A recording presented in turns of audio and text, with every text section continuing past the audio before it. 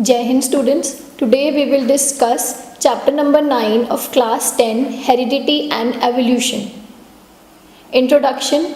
A recognizable feature of a human being or any other organism like height, complexion, shape of nose and chin, color of eye and hair, etc. are called characters or traits. जो भी features recognisable होते हैं किसी भी organism के या human beings के, जो हम इजीली देख सकते हैं, उन्हें हम कैरेक्टर्स और ट्रेट्स कहते हैं. The transmission of traits from the parents to their offspring is called heredity. जो पेरेंट्स से उनके ऑफस्प्रिंग्स को ट्रेट्स ट्रांसफ़र होते हैं उन्हें हम हेरिडिटी कहते हैं. Variations. The difference in the characters or traits among the individuals of a species is called variation. Characters और traits में जो difference होते हैं हर individual में उन्हें हम variation कहते हैं. The offspring is never a true copy of the parent. जो offspring है कभी भी exactly अपने parent के same नहीं होता है. There are many kinds of variation in human species like free and attached earlobes. किसी के ईयरलोब्स अटैच्ड होते हैं, किसी के ईयरलोब्स फ्री होते हैं. Different complexions, different eye colour, height, chin, hair colour, hair type and nose. These are all different types of variations. Important terms. Chromosome. It is the thread-like structure in the nucleus of a cell formed of DNA which carries the genes. ये एक thread like structure है जो nucleus के अंदर होता है. ये DNA form करता है and it carries jeans. Genes are the units of heredity which transfer characteristics from parents to their offsprings during reproduction. Reproduction के वक्त जो ट्रांसफ़र होते हैं कैरेक्टरिस्टिक्स पेरेंट्स से ऑफस्प्रिंग्स को, उन्हें हम जीन्स कहते हैं. Dominant gene. The gene which decides the appearance of an organism even in the presence of an alternative contrasting gene is known as dominant gene. नाम से ही पता चल रहा है dominant is dominance. That means a gene जो decide कर रहा है कि organism की appearance कैसी हो सकती है irrespective of the fact कि उसके साथ एक और gene है, उसे हम dominant gene बोलेंगे. Recessive gene. The gene which decides the appearance of an organism only in the presence of another identical gene is called recessive gene. ये जीन अपीयरेंस उसी वक्त डिसाइड कर सकता है जब इसके साथ इसी के जैसा एक आइडेंटिकल जीन प्रेजेंट होगा. Genotype. It is the description of genes present in the organism. किस तरीके के जीन्स एक ऑर्गेनिज्म में प्रेजेंट हैं उन्हें हम जीनोटाइप बोलेंगे. Phenotype. It is the characteristic which is visible in an organism. जो कैरेक्टरिस्टिक्स हमें एक ऑर्गेनिज्म में दिखते हैं उन्हें हम फिनोटाइप बोलते हैं. Mendel's experiments. Grigor Mendel was the first scientist to make a systematic study of patterns of inheritance which involved the transfer of characteristics from parents to progeny. Mendel सबसे पहला साइंटिस्ट था जिसने एक स्टडी किया किसको, patterns को, एक systematic pattern inheritance का जिसमें एक पेरेंट से अपने ऑफस्प्रिंग्स को जो कैरेक्टरिस्टिक ट्रांसफ़र हो रही हैं उनकी स्टडी थी. He chose pea plants for studying inheritance because pea plants had a number of clear cut differences.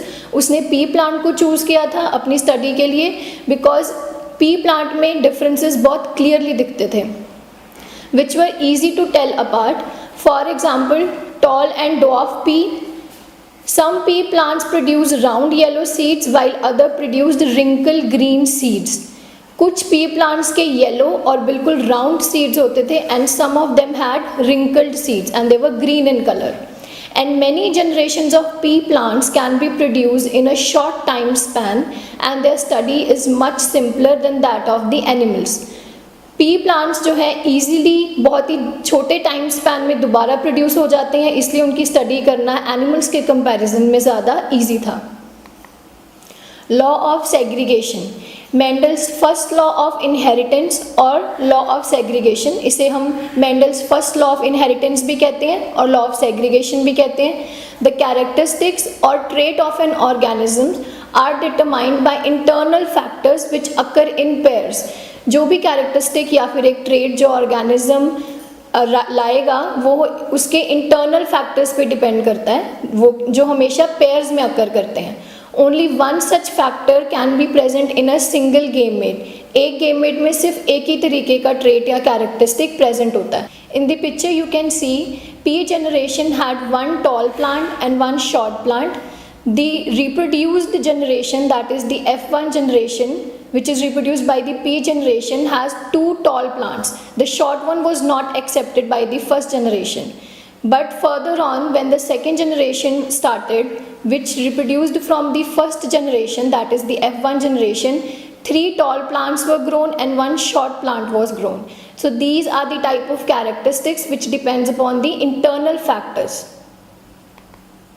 Law of independent assortment.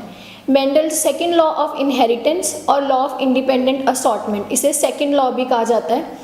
It states that in the inheritance of more than one pair of traits in a cross simultaneously, the factors responsible for each pair of traits are distributed independently to the gametes. इसमें क्या कहा गया कि अगर हम दो seeds ले रहे हैं, as you can see in the picture, there is one pure breeding round yellow seed and there is pure breeding wrinkled green seeds. These are the parents. Now these give parental gametes as capital R and capital Y and small r and small y. The first generation produced with the help of these parental gametes are round yellow seeds. Those are capital R, small r, capital Y and small y. When they are self-pollinating, these are the cases which can arise. They can be all yellow and round. They can be, some of them can be yellow or wrinkled, some of them can be all round and green, and some of them can be green or wrinkled. Transmission of traits. The characteristics or traits of parents are transmitted to their offsprings through genes present on their chromosome during the process of sexual reproduction. Sexual reproduction के वक्त जो chromosomes genes carry करते हैं, वहाँ से जो parents की तरफ से देयर ऑफस्प्रिंग्स को कैरेक्टरिस्टिक्स ट्रांसफ़र होते हैं, उन्हें हम ट्रेट्स बोलते हैं. Jeans work in pairs. For every trait there is a pair of jeans. Jeans हमेशा पेयर में काम करते हैं. हर एक ट्रेट के लिए एक पेयर ऑफ जीन होता है जिसमें one of them is dominant and one of them is recessive. Each parent passes only one of the two genes of the pair for each characteristic. Her parent सिर्फ एक ही तरीके का characteristic आगे forward करता है अपने ऑफस्प्रिंग को. दो the offspring inherit to genes for each trait from its parents, but the trait shown by the offspring depends on which inherited gene is dominant of the two. दोनों parents की तरफ से जो जीन ऑफस्प्रिंग को दिए गए हैं उसमें से भी सिर्फ डोमिनेंट वाला ही जीन डिसाइड करेगा कि कौन सा ट्रेट ऑफस्प्रिंग को मिलेगा. Genes. When a male gamete fuses with a female gamete during fertilization, they make a new cell called zygote with a full set of genes. जब एक मेल गेमेट फीमेल गेमेट के साथ fuse होता है fertilisation के वक्त, वो एक न्यू सेल बनाते हैं जिसे हम जाइगोट बोलते हैं. एंड ये जाइगोट जीन्स के सेट से फिल्ड होता है. This zygote grows and develops to form a new organism having characteristics from both the parents which it has inherited through genes. इस zygote में दोनों पेरेंट्स से मिले हुए जीन्स अवेलेबल होते हैं जिन्होंने एक particular kind of characteristic forward किया होता है. The two genes responsible for a particular characteristics are always present on the corresponding position of the pair of the chromosomes. As you can see in the picture, in the corresponding position there is the chromosome and the tail part which is directly corresponding to the chromosome is the gene. Sex determination. The process by which the sex of a person is determined is called sex determination. जिस process से हमें ये पता चलता है कि जो baby है वो गर्ल होगा या बॉय होगा उसे हम सेक्स डिटर्मिनेशन कहते हैं. The chromosomes which determine the sex of a person are called sex chromosomes. और जो क्रोमोसोम्स ये डिटर्मिनेशन के लिए रिस्पॉन्सिबल होते हैं उन्हें हम सेक्स क्रोमोसोम्स कहते हैं. Sex chromosome in male is XY and in female it is XX. जो मेल में सेक्स क्रोमोसोम प्रेजेंट है वो XY होते हैं एंड फीमेल में XX प्रेजेंट होते हैं. If a sperm carrying X chromosome fertilizes an ovum, then the child born will be a girl. अगर X chromosome ovum को fertilize करता है तो baby girl होगी. If a sperm carrying Y chromosome fertilizes an ovum, then the child born will be a boy. अगर Y chromosome fertilize करेगा ovum को तो boy होगा. Acquired and inherited traits. A trait of an organism which is not inherited but develops in response to the environment is called an acquired trait. जो trait organism में उसके parents की वजह से नहीं आया है, वो उसके साथ inherited नहीं था, but उसने वो trait अपने environment के response में develop किया है, उसे हम acquired trait बोलेंगे. Acquired traits cannot be passed on to future generation. जो acquired traits हैं ये कभी भी अगली generation को pass on नहीं हो सकते हैं. Example, knowledge of doing something which was caused due to environmental factors and not present by birth. कोई भी चीज़ जो हमने environment factors की वजह से सीखी हैं उन्हें हम acquired traits बोलेंगे. A trait of an organism which is used by a change in its DNA or genes is called an inherited trait. जो ट्रेट उसे अपने पेरेंट्स की तरफ से मिली है उसे हम इनहेरिटेड ट्रेट बोलेंगे. These are characteristics which we receive from our parents. Only these traits can be transmitted to future generation. सिर्फ यही ट्रेट्स जो हैं आगे फ्यूचर जनरेशन को ट्रांसफ़र किए जा सकते हैं. Example, eyes colour, skin complexion etcetera. Evolution.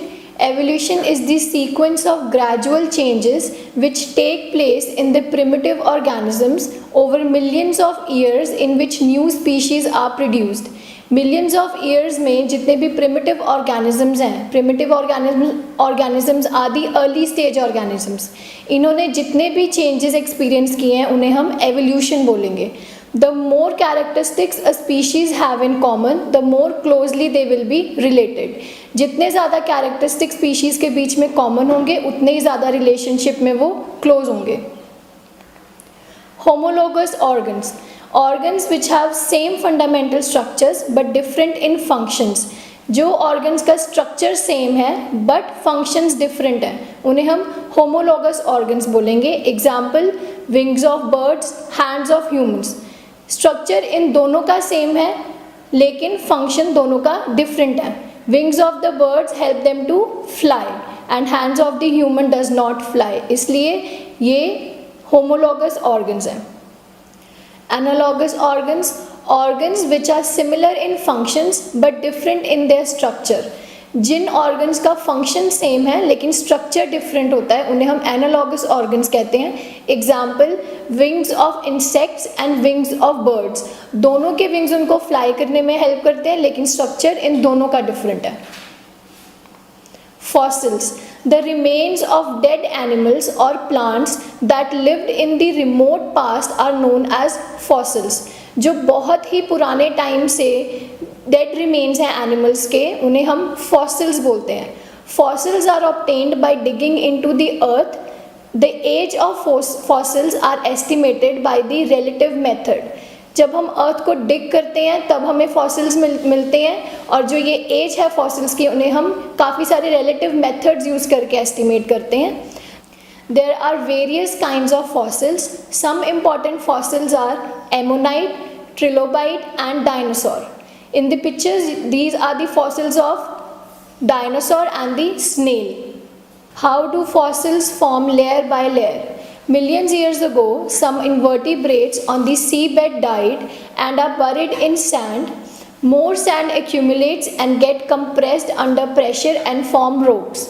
Million years ago invertebrate जो सी बेड पे रहते थे वो वहाँ पे डाई हो गई एंड डाई होने के बाद जब वो सैंड में बरीड होते हैं उसके बाद उसके ऊपर सैंड एक्यूमुलेट करती रहती है. उस एक्यूमुलेशन की वजह से वहाँ पे प्रेशर बन जाता है एंड वो कंप्रेस्ड प्रेशर रॉक्स बना देती हैं. Millions years later, dinosaurs living in the area die and their bodies too are buried in mud. This mud is also compressed into rock containing earlier invertebrates. जब dinosaurs die किए उसके बाद उनकी bodies भी उन मड में बरी होनी शुरू हो गई एंड वही मड जिनमें ऑलरेडी इन्वर्टिब्रेट्स कंप्रेस्ड हुए थे वहीं पे डायनासोर्स कंप्रेस हो गए. Again, millions of years later, the bodies of horse-like creatures dying in the area are fossilized in rock with the earlier rocks. वही पिछली rocks के साथ horse-like creatures भी उसमें बरी होना शुरू हो गए. Much later, by erosion or water flow, wears away some of the rock and exposes the horse-like fossils. As we dig deeper, we will find older and older fossils.